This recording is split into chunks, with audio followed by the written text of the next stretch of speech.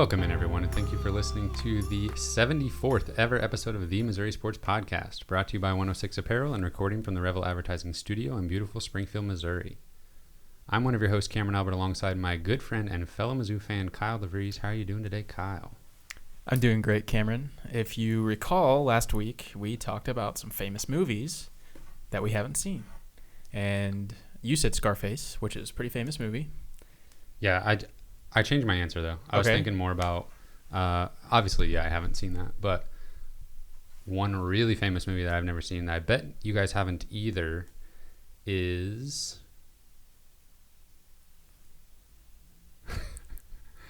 I can't think of it. Citizen Kane. That's it. Really? Yeah, that is the one I was thinking of. What? I have not seen that.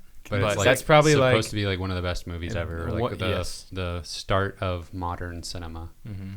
Next movie night. No, thank you. Okay. Yeah, how do you even access that movie? Same as all other movies? I think you can only get it. You can only get it on like analog. Yep. The actual film reels. You have to rent a projector. Okay, we can do that. Well, anyways, my answer last week was Remember the Titans. I'm a little embarrassed again to say that.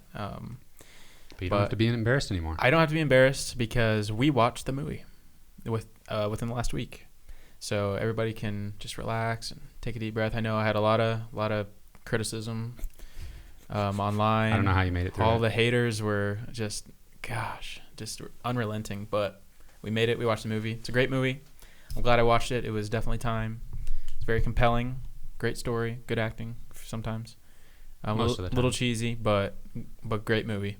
When we all kind of chuckled when Gary Bertier stares down the opponent's coach, like. Yeah, it's like the angle that they filmed it was. For listeners, I just pointed at the camera. Yeah. Go to YouTube if you want to see that. Yeah, I'm sure it would have looked exactly like it did on the movie, but. So, yeah, you guys can sleep at night knowing that I've seen the movie and I approve. That's great. Well, for anybody that doesn't know, we are posting the videos of these podcasts now on YouTube. We kind of did a trial run last week, and everything went fairly well. So we're going to attempt to keep doing that. So another avenue where you can access us. Because as Kyle said, we are the most accessible people around, basically. Yeah, pretty much. Well, Kyle, before we get to the riveting Georgia recap that we're going to dive into, we do have a lot of news. For those that follow college basketball recruiting, like we do, we're going to talk about the new Rivals 2021 rankings. But first, big news in the Mizzou world, Mario McKinney has enrolled at John A. Logan College in Illinois. That is a junior college. And he will play there next season with his goal being to return to a Division I team in 2021-22 season. Yeah, I wish Mario the best. I hopefully think this will be a good situation for him to flourish and kind of develop his offensive game. I'm thinking there's probably a little bit less offensive structure at John A. Logan College and comparatively to Conzo Martin offense. So wish him the best, and hopefully he gets back and playing for a D1 team in the next year or two. Yeah, it'll be interesting to see how he plays and what teams kind of show that they're still interested in him, and if any new suitors emerge. But moving on to the recruiting rankings. If you don't know, we attended the Bass Pro Tournament of Champions here in Springfield and got to see some of the best seniors in the country. A lot of them going to schools like Duke, LSU, among others. But there were a couple of juniors in that tournament who are very present on the Rivals' new 2021 rankings. And Kyle specifically spotlighted a kid named Trevor Keels, who played for Paul VI in Fairfax, Virginia, as a player he was really impressed with at the Tournament of Champions. And with the new Rivals rankings, they seem to agree with you, Kyle. He jumped 17 spots to 15th in the country for his class. Well, that's good and all, but I have something to confess that I actually work at Rivals, and I single-handedly was responsible for his jump in the rankings. So Wow, you really tricked me. That's just so that you could have a good take. yeah, Wow. I gotta look good somehow. And then just even to if come it's- forward with it just immediately. That's really big of you. I'm just kidding. I don't work for Rivals, but I should probably be a college basketball scout. Is what this I means. think that's pretty obvious now. A few recruits that are more interesting to Missouri specifically. St. Louis's Jordan Nesbitt, who has not been officially recruited by Missouri that we know of. He does not have a scholarship offer from Missouri, but he jumped 39 spots, which is the highest jump I saw in the top 100, to 83rd in his class. So we got a top 100 recruit there in St. Louis. And then on the other side of the state, actually across the border in Kansas City, Kansas, a kid that does have a Mizzou offer, Tamar Bates, jumped 32 spots to 95th in the country. So those two guys pretty close to Columbia, taking major steps forward in the recruiting rankings, but one in Jordan Nesbitt that does not have an offer from Mizzou. Yeah, I think Konzo does a lot of things in the recruiting area that I don't really understand, and definitely this being one of them, that Jordan Nesbitt does not have an offer because kid can flat out score, super talented in-state guy. Seems like the exact player you would want to be going after. So do you think that if Mizzou jumped in the race today, it would be too late? Well, according to the internet, he has offers from Nebraska, Iowa, Ole Miss, and Tulane. Those are the only offers he has. So I would say it would definitely not be too late for Missouri to enter the picture. And maybe, if they've made some kind of contact and just not officially offered yet, then it would be a little bit easier to jump in at this point.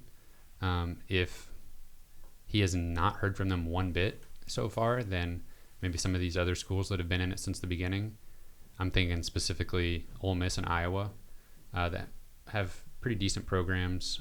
Ole Miss obviously taking a little bit of a dip this year, but those teams could be rewarded by being in from the beginning.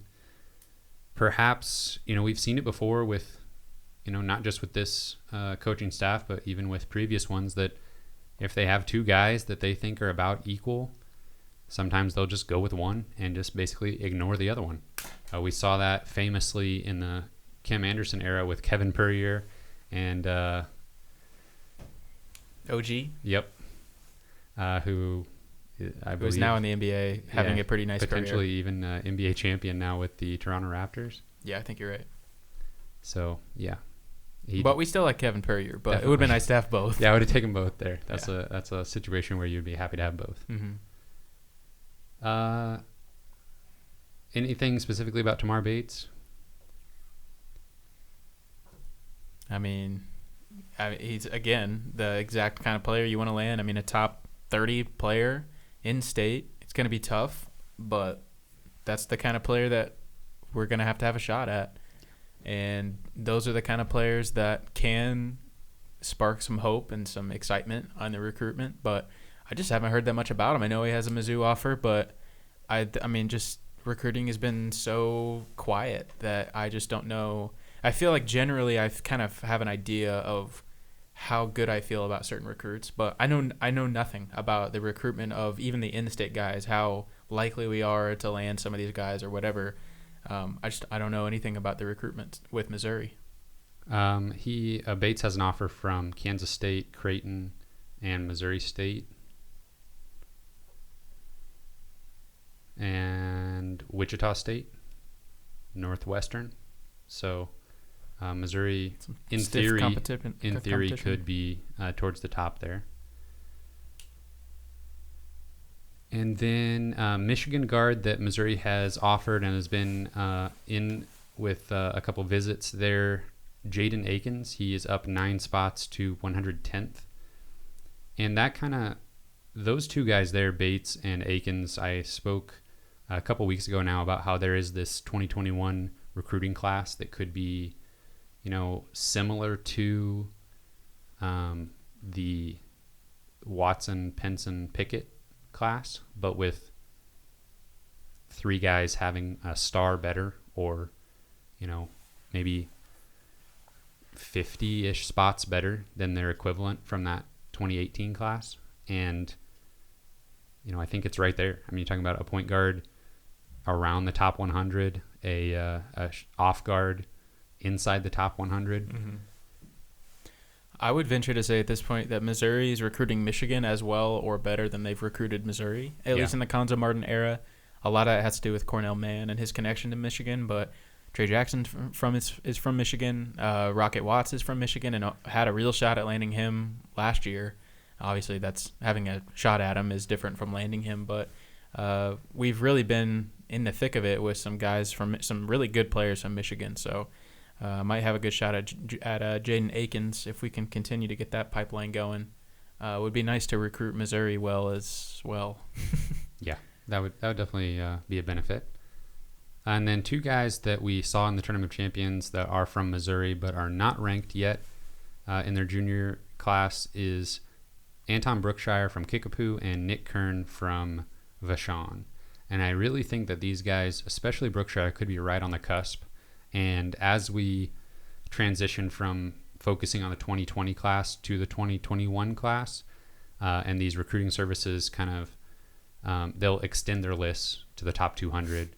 And some recruiting services aren't really even focusing on the junior class at all yet. As that starts to happen a little bit more, then I think we'll see these guys, especially Brookshire, enter that top 150 conversation and maybe be close to a 4-star player when it's all said and done.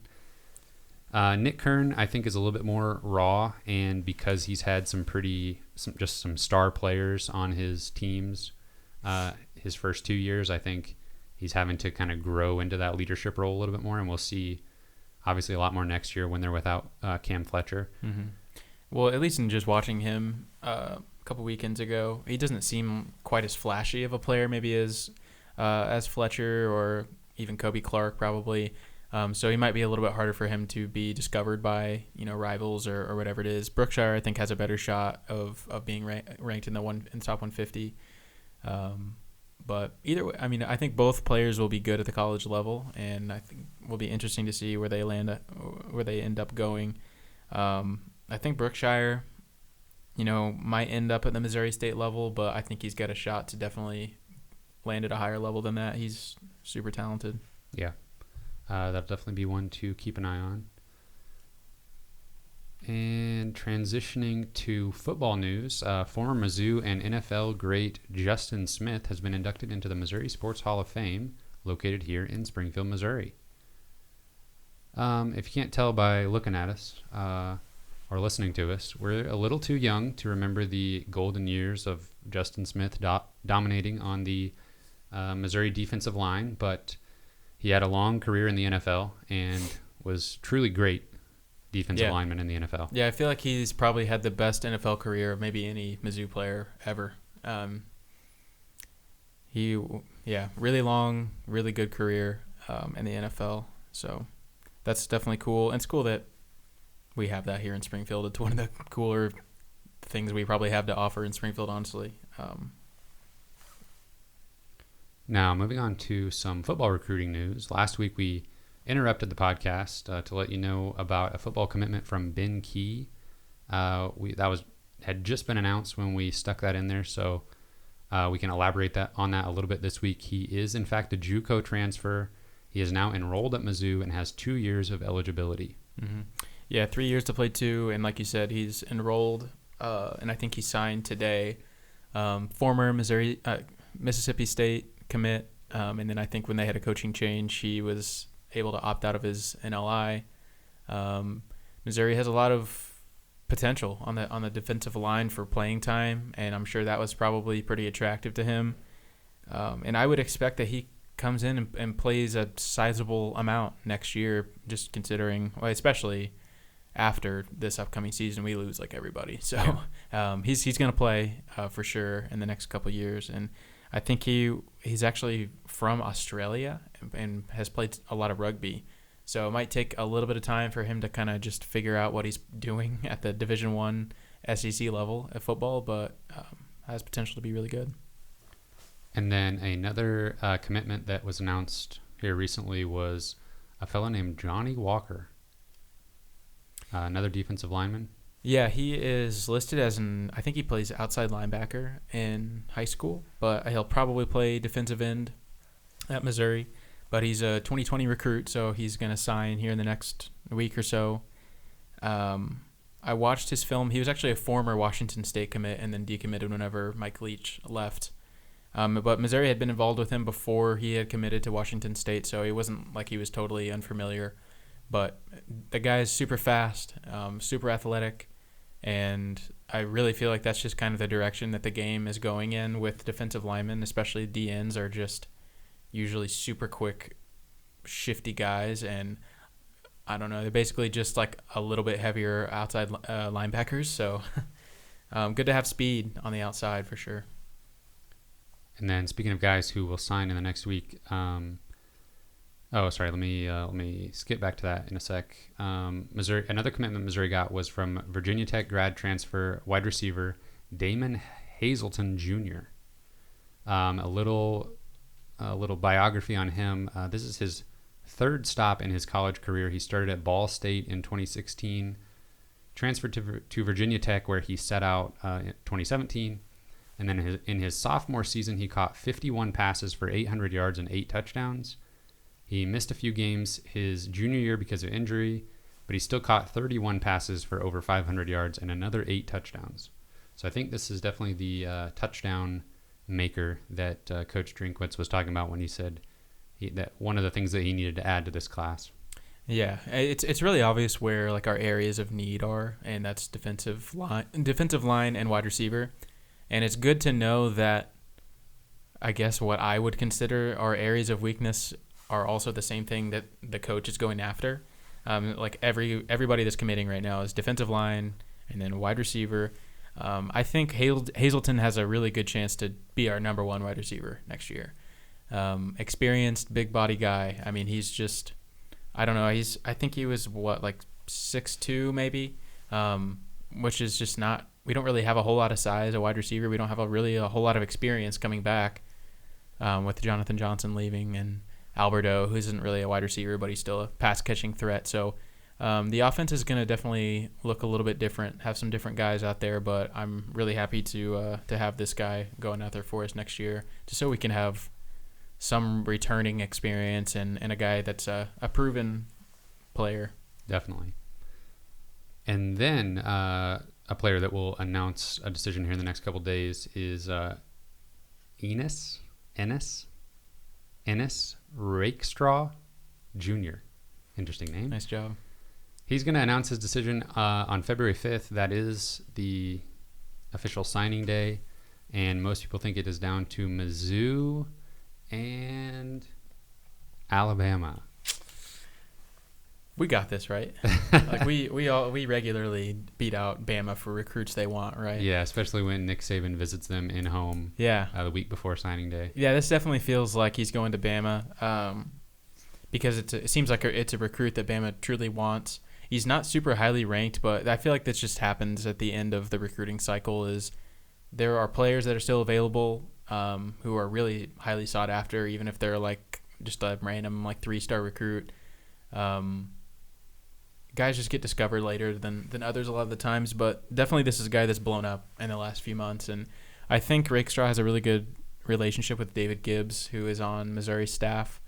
I think there was some rumors that David Gibbs might take another job, get a little promotion, but that obviously did not end up happening. So Missouri is still in it for Rakestraw, but I think at this point it just kind of feels like they're just in the running to be in the running whenever Alabama's involved. So he needs to be able to put more than one hat on the table. Yeah. So he's going to just put a Missouri hat on I mean, there. That's kind of what it feels like a little bit. I could be totally wrong. Maybe Missouri has a shot, but I think I'd like to think that they do. But yeah. If Bama wants you, then it's tough to say no to Nick Saban. But that would be a big one. That'd be huge. If Drinkwitz is able to show that he can compete with the... I mean, that's the highest competition imaginable when it comes to football recruiting. So yeah, we'll see what happens on the 5th. Which is signing day. Yeah. Did I miss anything news-wise? Are we ready to talk about some basketball games? I think you covered it. West Virginia recap. We'll try to make this one relatively quick and painless because the game was anything but painless, as we kind of predicted. And then we'll spend a little bit more time talking about a Missouri win. But Missouri lost to West Virginia 74-51. Missouri started slow. They did mount a comeback to close out the first half. They were down just 1 point at halftime. I thought maybe we got something here. I thought, man, I'd be really happy to be wrong from our predictions from the podcast. But I don't know. I mean, Missouri started out 0 for 8 from 3. And then just the end of the first half, they kind of just muddied the game up a little bit. And I don't know, a few shots started to fall. West Virginia kind of struggled offensively for a while, and Missouri was able to kind of climb back into it. But then after halftime, it all went away like that. I would say the whole game was pretty muddy. Yeah, I would say with these two teams. I think West Virginia is a really good team, especially defensively. They're like, number 1 in KenPom defensively? I think so. Maybe, top 3, I think. That was clear and obvious in this game that they were fantastic on the defensive end. I think where I do have concerns for West Virginia in their season down the road for them is just offensively. They don't shoot the ball very well from 3. They don't have outstanding guard play. They do have some incredible forwards that will just destroy you on the inside, which is what we saw happen in the second half of this game. I think Bob Huggins just said, hey, guys, we're a lot bigger and stronger than them, and our post players are a lot better than theirs, so let's just take advantage of that. And they did. They were just out-rebounding us. They were scoring at will in the second half, but I certainly think that, and I think maybe even the announcers said this in the game, that if West Virginia gets matched up against somebody in the NCAA tournament that can hang with them down low, they might have an interesting situation on their hands, but that obviously did not apply whatsoever for this game. Yeah, they were just super inefficient on offense, so they never really kind of found a rhythm, which I think has been kind of the case for West Virginia all season, is this, they kind of get by with elite defense and just doing enough on offense to win games. Mm-hmm. Similar to kind of what we thought Missouri's game script might be a lot of the time going into this season. Obviously, neither aspect of the game for Missouri has been good enough to accomplish that. But when West Virginia started the second half on a 21-0 run, I was just like, I don't know, they made Missouri look like a high school team. Yeah. It was just like Missouri looked so inferior to West Virginia during that run, and basically after that they didn't need to do anything else. I mean, they were up by 20, and being at home and having such a good defense, there was no possibility that Missouri was going to come back in this game. Missouri shot 30% from 2 and 27% from 3 with 16 turnovers. That's terrible offense. Yeah, it was brutal to watch.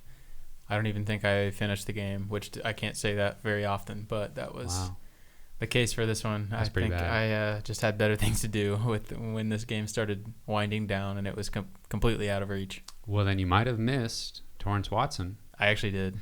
He actually managed to salvage a game for himself. He ended up with 19 points, but he was helped by some garbage time three-pointers. But the stroke looked good. Still the ball going in the basket. That's still what you want to see, and it's good for him to see that. But obviously, it didn't matter. You mentioned rebounding. West Virginia out-rebounded Missouri 50-30, including an advantage of 11 on the offensive glass. Yeah, it's just devastating whenever you have a good defensive possession and they put up a shot and it's like a long three and it's just a long rebound and just a West Virginia guy gets to it, or the other team. I mean, every game it's devastating, but it just felt like it happened a lot in this game, in the second half of this game. Yeah, I think against Missouri, the opposing offense, I think, shoots like about 80% on three-pointers after offensive rebounds. That's what it seems like. Feels like it, yeah. If they get more than one shot at it, it seems like somebody knocks it down eventually.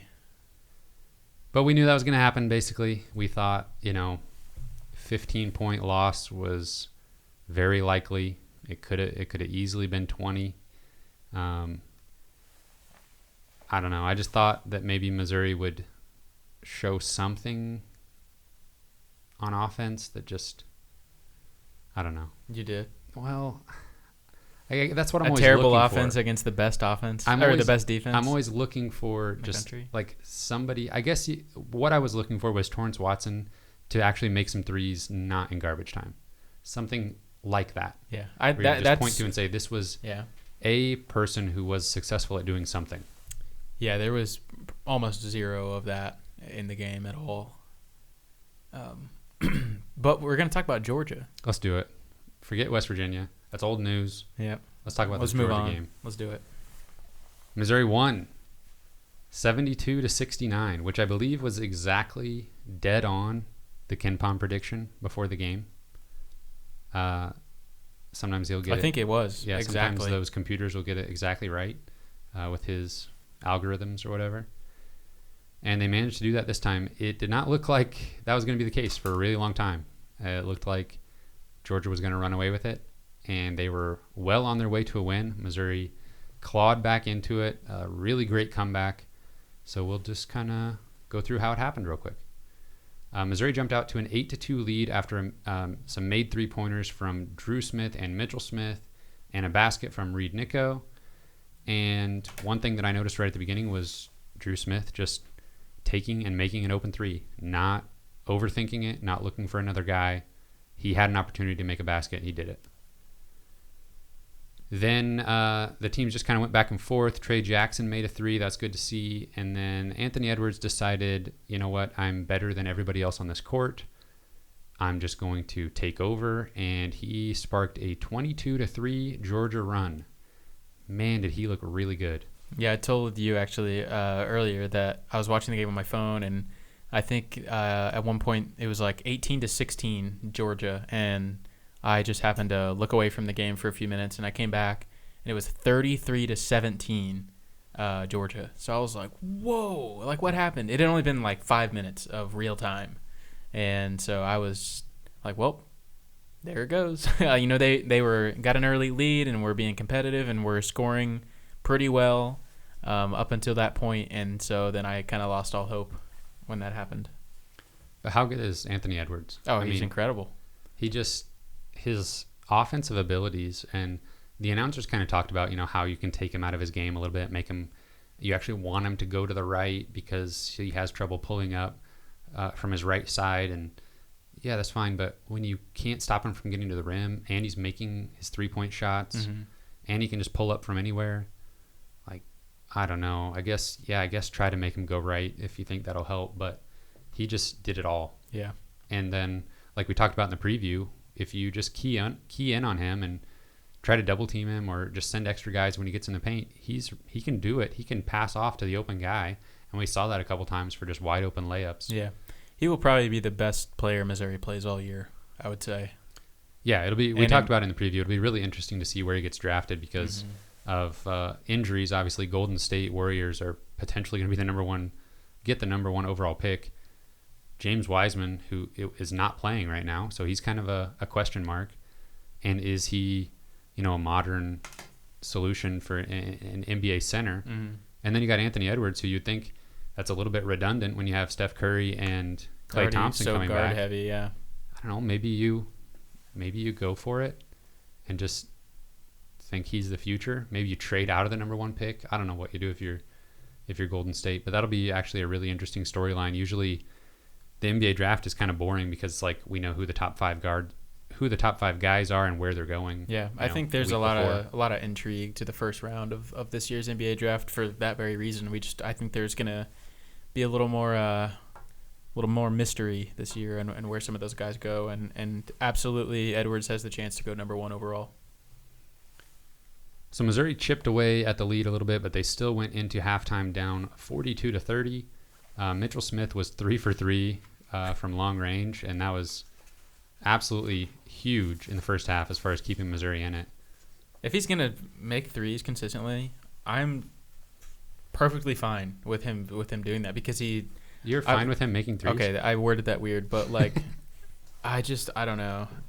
I feel like I'm so all over the place with Mitchell Smith because he looks good shooting threes, but and he moves well for a 6'10" guy, but seems to do the right things on defense. Yeah, he plays a lot of minutes, but just feels like I feel like he hurts us so bad sometimes by just throwing up so many threes. But I believed in him all along. Obviously, he was on my 3-on-3 team before the season started, so I'm ride or die. Mitchell Smith. Well, he's the man.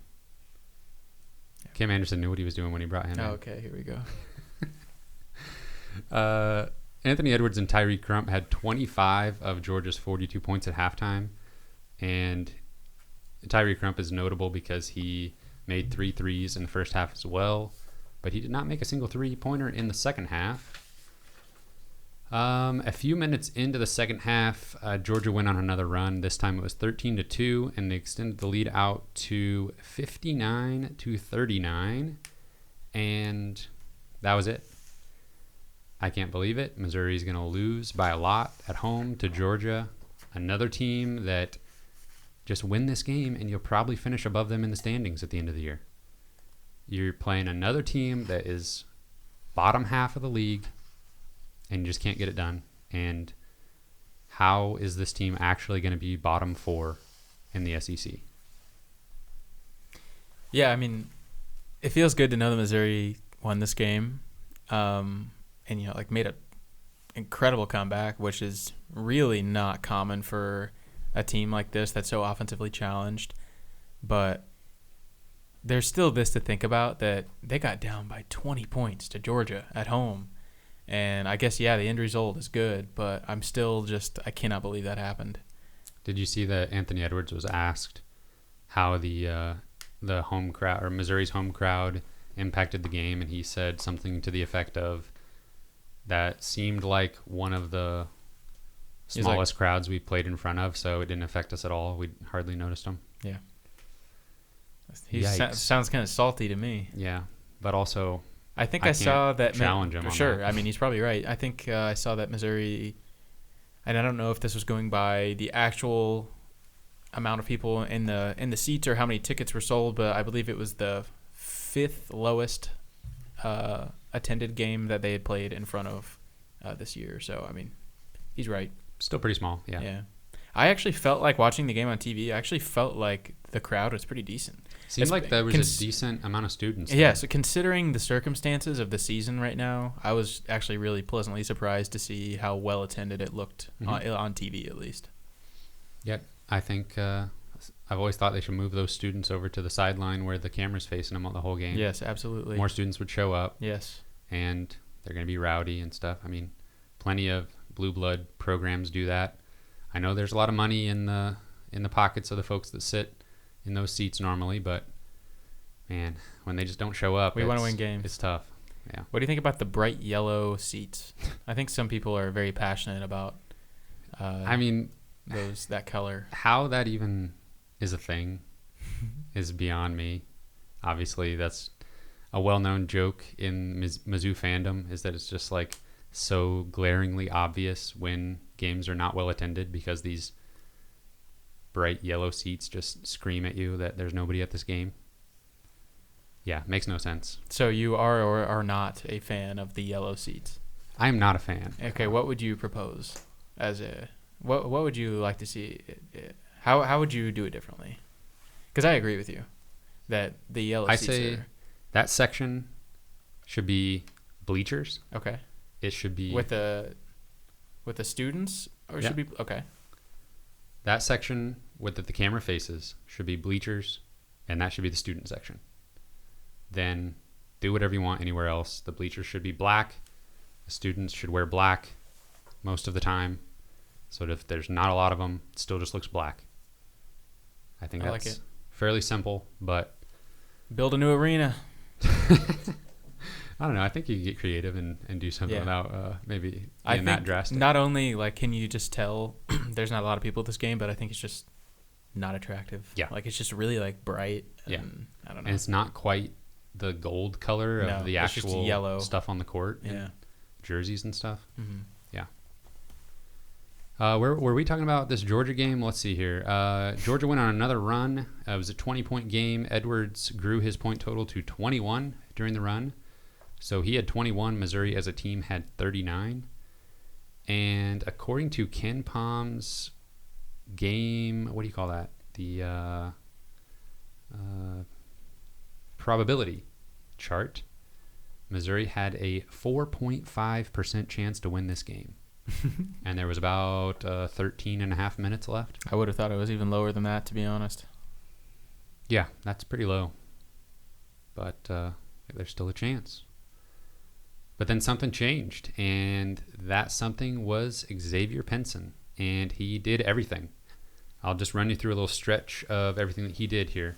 So he got to the free throw line, made a three-pointer, got to the line again, found Reed Nico for a dunk, got a basket right at the rim, converted 2 from the free throw line again, made another three-pointer to cut the lead to 5, and then went back to the line and knocked down 2 free throws to cut the lead to 3, 65-62. He was everywhere. And as he's chipping away, and obviously a few other players contributed, but, I mean, he looked like he was not ready to be done with this game. And he was one of the few that kind of looked like he thought they could get back in this. And that is the one thing when you're playing against Georgia, who's not a good defensive team. You know, we talked about with West Virginia, obviously they're a really good defensive team. They're not going to give you an opportunity to come back.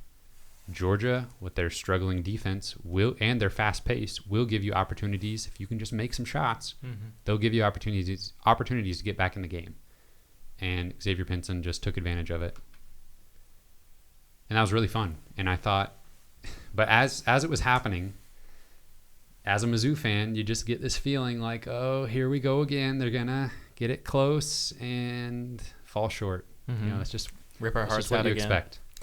Yeah, I think Pinson probably has the highest ceiling of any player on Missouri's roster. And sometimes he's on, sometimes he's not.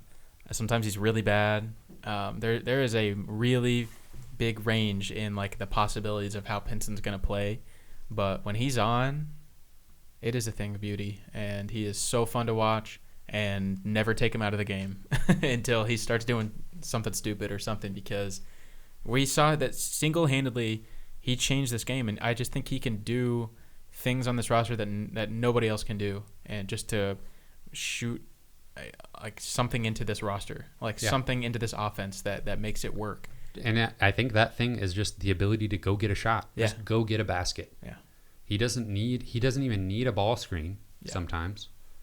He can just go ISO. But they were running a high ball screen, which I'm pretty sure everybody's been begging them to do all season.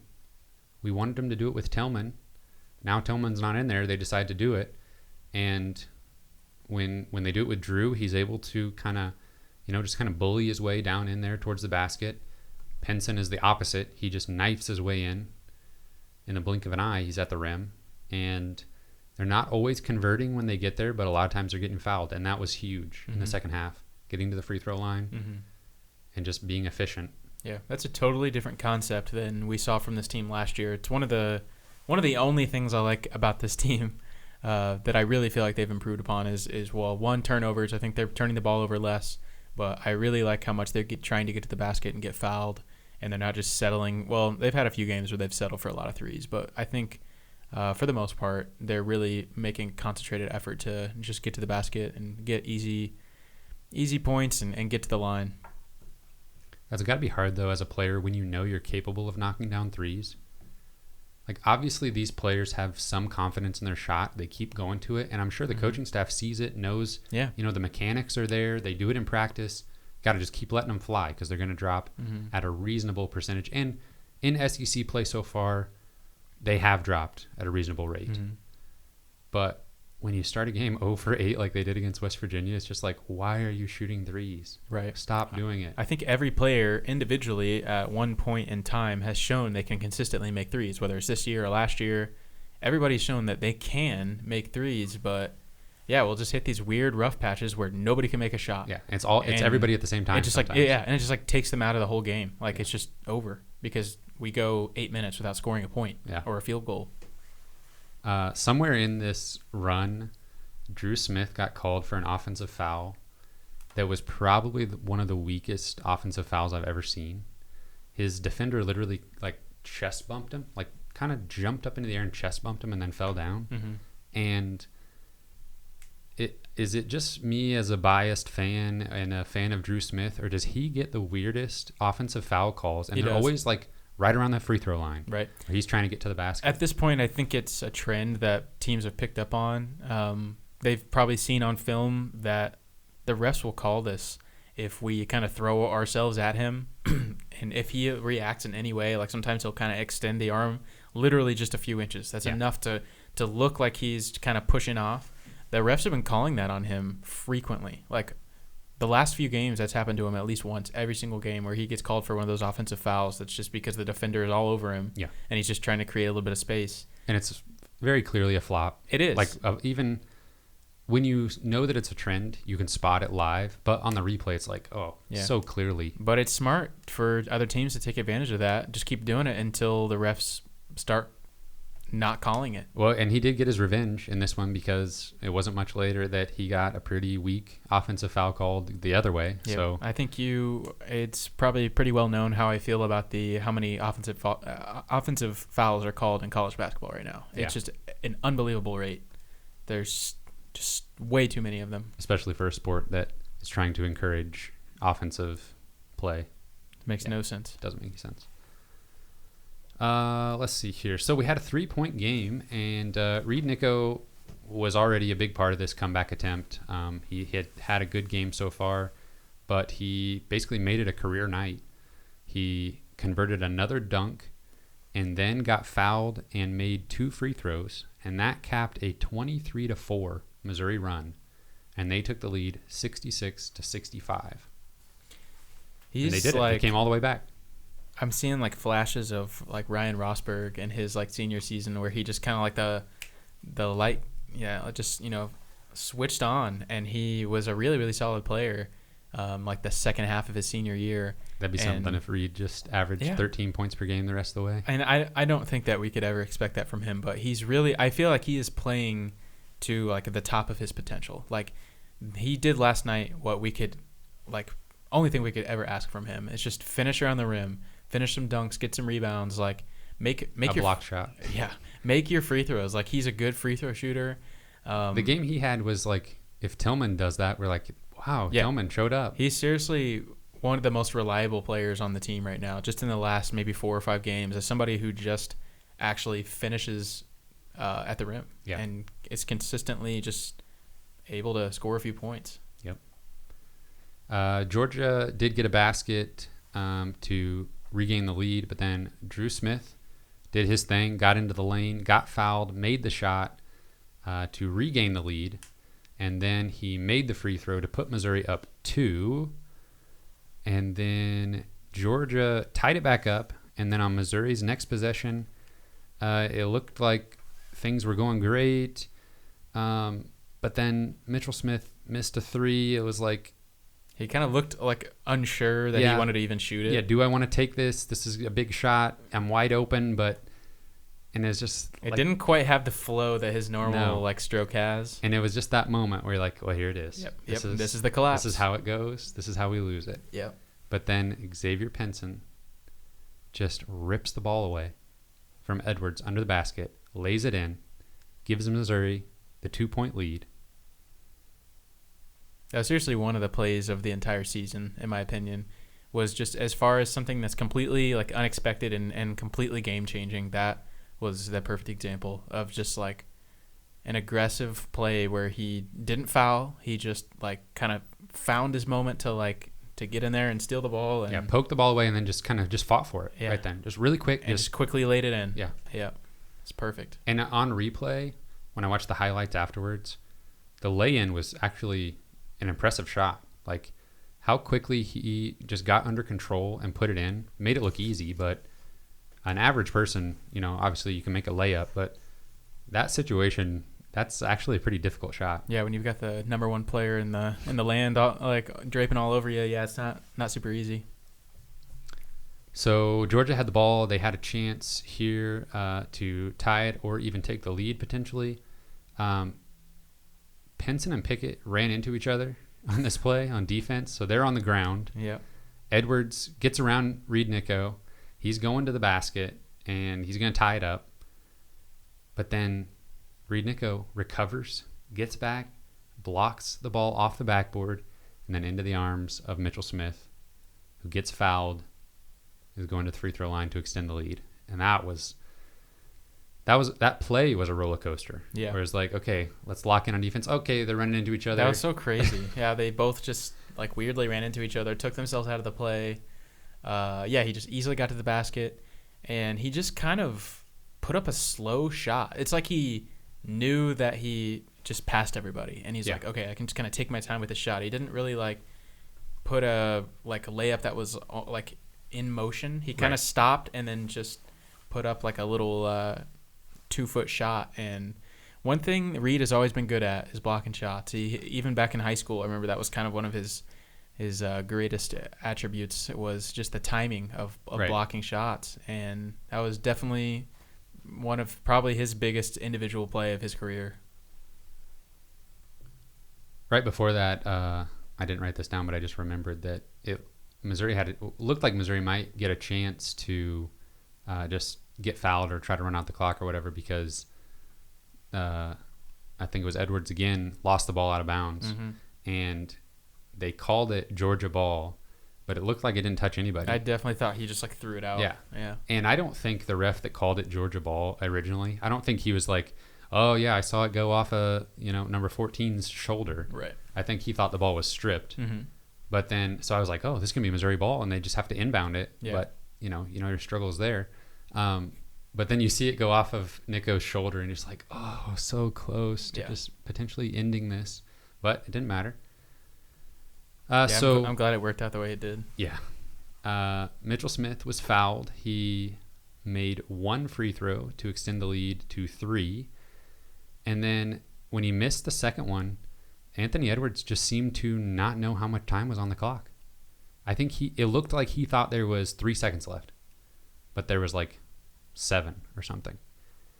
And instead of trying to get down the floor for a good look, he jumps up around the half court line looking like he's going to try to make a buzzer beater with like 5 seconds left on the clock. So he realizes this midair, passes it off to a teammate about half court. They get it back to him, and he still is taking a kind of wild, off balance, really deep 3, and thankfully missed. And that was just such a gift for Missouri, because if he knows how much time is on the clock and kind of has a little bit more composure there, I mean, we could be looking at another Xavier situation where they're making a 3 to send it into overtime. And they've got the momentum. Right. Feels good. Yeah. It's, man, when they were down big in this game, it was just like so depressing. And I'm still not sure that, we have a real shot at winning a ton of games or anything, but I really thought Missouri might not win another conference game, like unless they just have some crazy Florida-like outbreak where they shoot really well. If they can't beat Georgia at home, they can't beat Texas A&M at home, I don't know who in the world you're going to beat. And that still might apply, but it's just good to see them show some fight, make some shots, get back in a game, and win a game, close game against a talented team. It's not like Georgia's terrible. They're going to probably finish in the top 8 or 9 in the conference potentially. So one thing that Missouri earning their 10th win of the season does is it allows them to meet the Kim Anderson threshold, which is the fact that the most wins Missouri ever had under Kim Anderson was 10. So they have done that now with 11 games remaining in the regular season. So that's always a good thing to reflect on and just kind of, take stock of things and really remember, just how bad it was not too long ago. It's good to know that you're might be like a little bit better than the Kim Anderson years. Yeah. That's good to know. Reed Nico was your KenPom MVP of the game with 13 points, 5 rebounds, 2 assists, 2 blocks, and a steal in 26 minutes of action. I'm pretty sure it was obviously a career night just because of how the game unfolded, but I'm pretty sure that's a career high for points in a game for Nico. Another career high, I believe. No, not for Pensum, but for Mitchell Smith, maybe? I feel like there was multiple career highs. But anyway, Pinson had 16 points in this one, and they all came in the second half, including 6 of 8 from the free throw line. And then Drew Smith added 16 points as well, shooting 3 of 6 from 3. And we talked about him pulling the trigger on some threes. That was a good thing to see. If he's shooting 6 threes a game, I was going to say, totally fine with that. I think he needs to shoot a minimum of 5 threes a game. I'm dead serious. Like, there's just no reason that he's going to probably play 30 to 35 minutes a game, and he's going to have at least 5 opportunities in a game to shoot a at least decent shot from 3. And I think that he just changes this offense whenever he's shooting threes. Even if he's not making all of them, he's just giving this offense a different look, that he's not just going to pass up an open shot. Right. And you're forcing the defense to respect that. One guy we haven't talked about at all is Mark Smith, because he was held scoreless. He played in the first half, but he did not play a single minute in the second half. And after the game, Konzo Martin said he was dealing with, he said that he hurt his lower back there at the end of the first half and was not able to return to the game. So hopefully everything's fine there, and it's just something that he can get over with a little bit of rest, and we can have him back out there, because honestly, one of the reasons that I think Pinson was able to get as much of a leash as he did in this game, and they had to go to him in the second half, was because Mark Smith was out, and they ran Drew Smith and Pinson together for such a long stretch of the game there. Missouri as a team shot 44% from 3, which we'll always do, and 43% from 2, which is not great. But when you look at the first and second half splits on that, they shot 23% from 2 in the first half and 59% in the second half. So huge difference there from one half to the next. And then shout out to Matt Harris on Twitter. He pointed out that in the first half, Missouri attempted 0.137 free throws per field goal attempt. But in the second half, that improved to 0.708. So about 6 times as many free throw attempts per field goal attempt in the second half. So obviously when you're converting around the rim and getting to the free throw line, that makes a huge difference. Mm-hmm. Georgia's three-point shooting completely fell off a cliff after the first half. They went 5 of 10 in the first from three-point land, and they were 1 of 11 in the second half. So another huge part of the Missouri comeback. Anthony Edwards finished with, I thought I heard him say his first career double-double. That's what I thought I heard as well. With 23 points and 10 rebounds. That kind of surprised me. Me too. Because he's kind of a big guy. Seems like he'd be able to gobble up some rebounds. But 23 and 10 for him. Tyree Crump did not get it going in the second half after having a pretty good first half. He finished with 13 points. And then a guy we talked about in the preview as being kind of like the second guy there for Georgia, Rayshawn Hammonds. He was invisible. 0 points and 2 rebounds in 33 minutes. Yeah. I literally was trying to figure out if he was playing in the game. Yeah. Because obviously I'm not super familiar with how, with what each of the Georgia players look like. So I was like, is he hurt? Like, did he start? And I saw, like, yes, he did start. And then I saw he is playing minutes. Where is he? He was just not doing anything. Missouri is now 10 and 10 on the season. So, like we said, past the Kim Anderson threshold. They are 2-5 in SEC play, 91st in Kim Pom, 134th on offense, 82nd on defense. They are 11th in the SEC in offensive efficiency, 12th in defensive efficiency, so still not great. 4th in three-point shooting, 14th in two-point shooting, that's dead last. 1st in turnover percentage defense, 13th in two-point field goal percentage defense, and 12th in three-point percentage defense. There's just none of those stats that are just like middle of the road. They're either great or awful. Well, I picked everything. those. I kind of cherry picked them a little bit just to kind of show you their strengths and weaknesses. Right, that makes sense. But yeah, it's still not great. But you get a win over Georgia. Still, you got to think, like the Texas A&M game. That's going to be one that you look back on. You're just like, Man, you really lost to Texas A&M at home. And the Tennessee game. Yeah. But anything else about the Georgia game you want to say before we move on? That was one of the better comebacks we've seen in quite a while. Yeah, it really is. Feels good. Much needed. Yes. Because like I said, if they lose this one, like what game are they going to win? They're going to win one or two more, but where's it going to be? Yeah. And also we have that wonderful memory of Reed Nico blocking the potentially future number 1 pick in the NFL draft. And did you know he's going to play football? He looked like he could be a tight end. Yeah, he probably could. In the NBA draft, we get to cherish that memory for the rest of our lives, and so does Reed. Yes. Most importantly, he gets to say that he saved the game. And now we get to entertain the idea that Missouri might win their next 2 games. Oh, my goodness. They're both on the road, so maybe not. But we started off with at South Carolina this Saturday. What do you know about South Carolina? Not a lot. I know they're kind of all over the place. They've had some decent wins. Man, just what a strange program. Yeah. Went to the Final Four like a couple years ago. 2017. Yeah. Yeah. And they Obviously just kind of coached by Frank Martin, who we are familiar with from his days at Kansas State. Mm-hmm. But yeah, just not too far off of a Final Four run that probably secured him the job for the next 10 years if he wants it. Yeah, that's not a program that typically finds itself making deep NCAA tournament runs. So that was pretty weird to see. I think they knocked off Duke at one point, like in the Elite Eight of that. I think, did they end up playing Florida in that? I think so. I think they ended up running into another SEC team because they got so far in the tournament. Mm-hmm. But yeah, I don't know much about them this year. They're pretty mediocre as I understand. They lost Chris Silva, who was kind of one of their best players last season.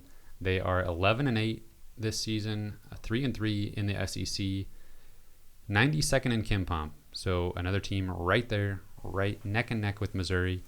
And then really similar, 126th on offense, 85th on defense. So compare that to 134th on offense, 82nd on defense for Missouri. They are 8th in the SEC in offensive efficiency, 4th in defensive efficiency, and they are the 3rd fastest tempo in the SEC. One thing when I think of South Carolina is just that I hate watching them play basketball. Not dissimilar from West Virginia in that, man, I just kind of hate the way they play defense. So aggressive, so physical. The refs are never going to call all the fouls because if they did, they'd just be blowing their whistle every possession. And they take advantage of that. Is that a Frank Martin thing? Has his teams Absolutely. always played that way? Yeah. I really kind of like the guy. He's kind of weird. People call it murder ball. Oh, murder ball. Okay. Yeah. Yeah, that sounds nice. Frank Martin, kind of an interesting dude. Very intense. Yeah, like whenever I watched him as a kid at like Kansas State, I was just thinking like this guy's got to be the meanest dude Terrifying. in the world. Yeah. And whenever you watch his interviews and stuff like that, he's just like the nicest dude ever. And that's what people say about him. Yeah, like, he's just the nice. most nicest, most genuine person, and he always speaks so highly of Missouri. And I really thought that whenever Missouri was looking for a coach a couple of years ago, they might at the very least give him an interview, just because I think he would love to coach here and would love to coach at Missouri, and I don't really know why, but I mean, This is such a great place. Well, I just mean like I don't know what his like random affinity is for us. Yeah. But it's just it seems to be a little random. But maybe it's just because he's played against Missouri for a lot of his career and stuff. I don't know. Yeah, But he just really likes the color scheme. he loves those seats. He's like, man, I'd love to just coach in front of a And just all yellow. It's stadium. actually his life's goal to get that arena full, so he doesn't have to look at the yellow seats. Yeah, I think that's it. Crack the code. South Carolina, looking at their schedule, they lost to KenPom ranked 301 Stetson at home. Not the Cologne brand. They have a basketball team. And producer Cameron appreciates that one. And that was about a month ago. Stetson is Stetson. a cologne brand. Yes. They make hats more famously, but Well, yes. They make cologne, I'm pretty dang sure. I'm sure I've they do. never heard of that. Viewers, listeners, tweet at Kyle and tell him. I think that their logo is like a cowboy hat. Am I imagining that? Is there a cowboy hat like involved in their school logo somehow? You don't know? Come on. Their school logo? South Carolina's? No, Stetson. Stetson, yeah. My gosh. Yeah, I'm pretty sure it's got a cowboy hat. Okay. Well, Cameron's gonna. Yeah, Stetson do make hats. They make cowboy hats. Yes. Okay, but we're gonna find that cologne. Stetson cologne. There it is. Stetson for Men cologne. It's very cheap. looks like a Walmart brand of cologne. Moving on. South Carolina lost to Stetson Cologne a month ago, but since then they've beaten Kentucky, Texas A&M, and Vanderbilt, while losing to Florida, Tennessee, and Auburn. Sorry, Stetson cowboy hats. But they did beat Kentucky. Remember that one? Pretty big upset. I do remember that. That was pretty surprising. Yes, indeed. Not like Evansville beating Kentucky surprising, but still surprising. South Carolina is led by sophomore guard A.J. Lawson, who we have seen before, but they have a balanced offensive attack. They have 6 players who are averaging between 8 and 14 points per game. So they spread it out a little bit. A.J. Lawson right there at just under 14 points per game. They are the worst team in the SEC at getting to the free throw line. They're also the worst team when it comes to sending their opponent to the free throw line on defense. So that could bode well. Yes. On offense, they are 3rd best in 3-point shooting in the SEC, 11th in 2-point shooting. So something seems manageable so far. They don't shoot a lot of threes, but Lawson and freshman guard Jermaine Couisnard and junior guard Jair Bolden are capable and willing to shoot from deep, and Bolden shoots 43% on 68 attempts. So like I said, not a ton of threes, but they can do it if you leave them open. So with Missouri struggling to defend shooters from any place on the court, I would not be surprised to see these guys make their share of three-pointers. They don't have much of a post presence offensively, but their guards. Nico about to go for about 25 and 10. Yeah, I don't know about that, but their guards do try to get to the rim often, and they can convert there from time to time. On defense, like I said, they send their opponents to the line more than any other SEC team, but they are 4th overall in effective field goal percentage defense.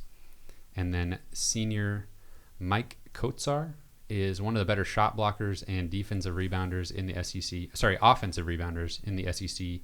And then he also leads South Carolina in steals. He is a pesky player to play against. He's a senior, so we've seen Missouri play against this guy for a while now, and I always remember he's frustrating to play against because he's everywhere. And like you said, he gets a lot of offensive rebounds. He just plays hard.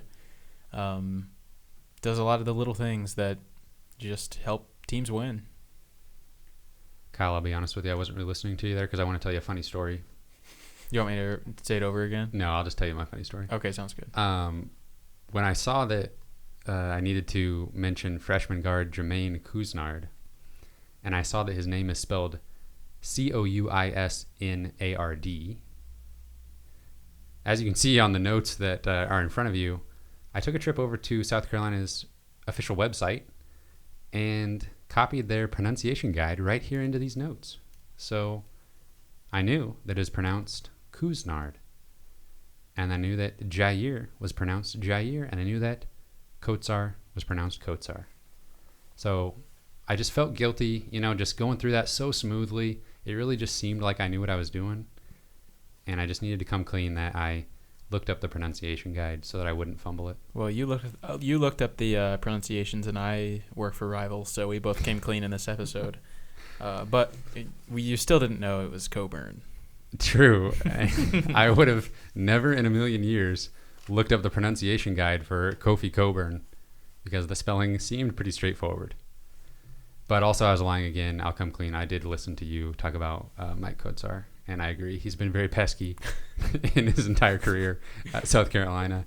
And I also found out that if he starts every game this season for South Carolina, he will be second in their school's history for games started. Wow. So Did you have to look up the pronunciation for the word cologne by any chance? Because you did say that right, and it's tricky if you look at how it's spelled. So I didn't know if you. Luckily, that? I wasn't reading it. I was Okay. just saying it. So if I was reading it, then that might have really That thrown might me have- for a loop. Yeah, I But- think you probably would have gotten tripped up for sure. Yeah. Is Missouri going to beat South Carolina? Probably not. What? They just beat Georgia. They're at home. Well, yeah.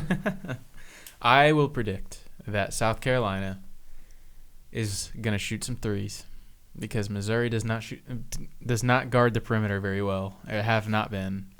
Not an SEC play. No. So I think South Carolina is gonna win this game 73-68. Well, since I have to apparently just try to will the team to win based on my own predictions. Did you predict the win against Georgia? Yes, I did. Oh my gosh! Of I course said you did. I said they would win by 6. Of course you're gonna get it right eventually when you predict a win for every game. No, that's not true. I said they'd lose to West Virginia by like 17 or 16. Nailed that one too, didn't you? Yep. They're going to beat South Carolina on the road. They've Okay. done it before. They'll do it again. I sure hope you're right. Missouri's going to win. What did you say? 73? Mm-hmm. No way South Carolina scores that many points. Oh, okay. This one's going to be, I like 68 for Missouri, though. Okay. Missouri 68, South Carolina 63. So we both like that 5-point game. Okay. Indeed. Moving on to Texas A&M, a familiar foe for Missouri. Texas A&M marched right into Columbia, Missouri, and basically gave Missouri a bad loss on the resume. Kind of an embarrassing home loss when you're talking about a Texas A&M team that's around 150 in KenPom. And that was just a little over a week ago that they did that. Since then, A&M lost to Oklahoma State in the SEC Big 12 Challenge. That was at home. Then they beat Tennessee on the road, of course. Then they play Georgia in Athens on Saturday, so we will get to see that. Overall, they're 10-9 on the season, 4-3 somehow in the SEC. And the somehow is because they've played Ole Miss, Vanderbilt, and Missouri. Those are 3 of the wins, and then the 4th being Tennessee. They lost to Arkansas, LSU, and South Carolina. Like I said, they sit at 154 in KenPom, 239th on offense, 90th on defense. So instead of going through their roster and everything again and talking about their key players and all that, what does Missouri need to change from their embarrassing loss at home?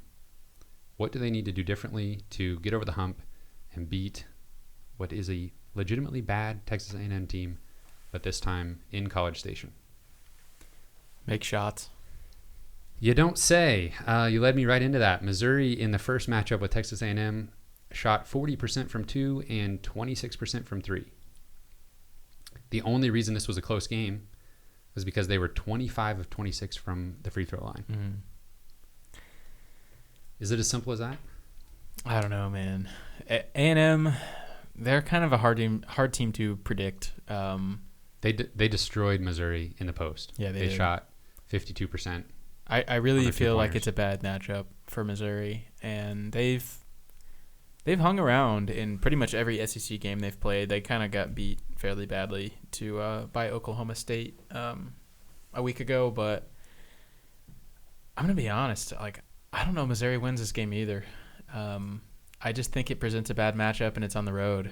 And I, again, would love to be wrong. Would love to see Missouri shoot better and win this game, but I'm not sure I see it. Tell me I'm wrong. KenPom likes Missouri by 1. I think it will be close. I mean, that's just kind of how this kind of game's going to go. I mean, both teams are You not... think Tillman's back for this one? No. Both teams are offensively challenged. Both teams play slow. I think it'll be close, low scoring, but I just have a feeling Missouri's going to just not have enough in the tank to pull it out in the end. Yeah, I feel like you're probably right.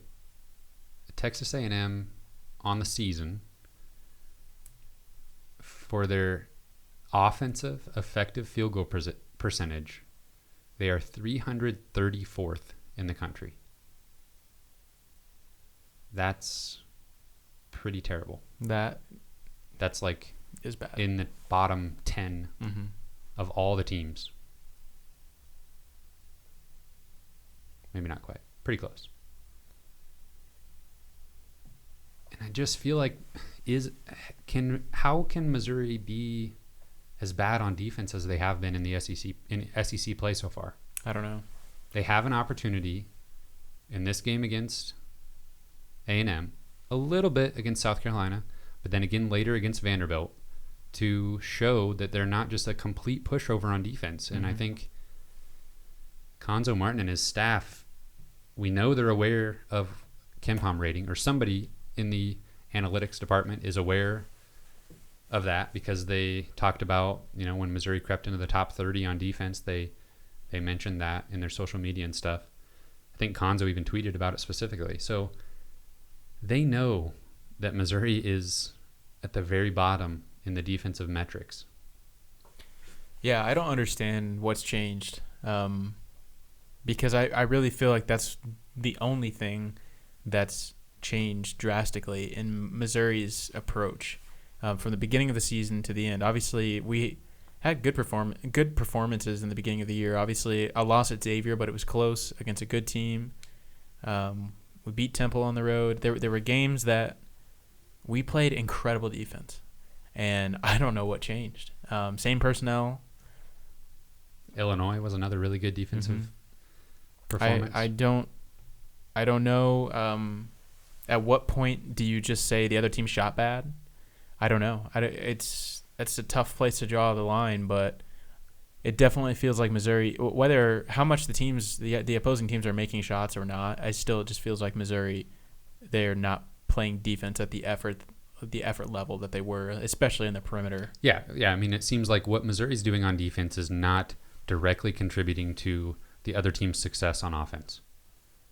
Which is so weird to say with a Konzo Martin coach team, especially one that looked so good early in the season.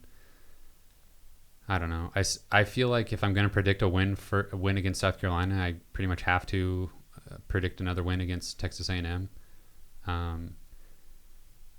And obviously, I'm just being hopeful to some extent. I want Missouri to, salvage 7 or 8 wins in SEC play, and there's only 11 games left. They have 2 wins so far. So, yeah, I'm going to predict Missouri to win back-to-back road games. And the score is going to be 61-60. I wrote down 62-60. Missouri? A&M. Oh, my gosh. Man. What do you think, producer Cameron?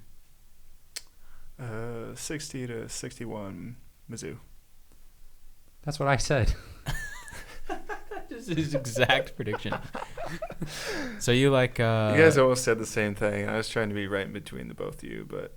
I said Mizzou's going to go 0-2 in the stretch. You said they're going to go 2-0. And producer Cameron, would you like to agree that they're going to go 1-1 in the stretch? Oh, I sure would like to. All right, so one of us is going to be right. We've covered our bases. Yeah. Well, 60-61 A&M. If they do go 0-2 in these 2 games, we're going to have a sad little podcast next week, because these are games they absolutely should win. But just the way things have gone, but I don't see it. After these 2, they get to play number 28 Arkansas, number 33 LSU, number 35 Auburn. In that order, like those are the next 3 games. Mm-hmm. They got to win these games, man. They gotta win these. I mean, that is absolutely part of my optimism here, is just out of necessity. Yeah. Because you're looking down the list, you got Ole Miss at home and Vanderbilt on the road. Those are the only games left that Missouri's favored in.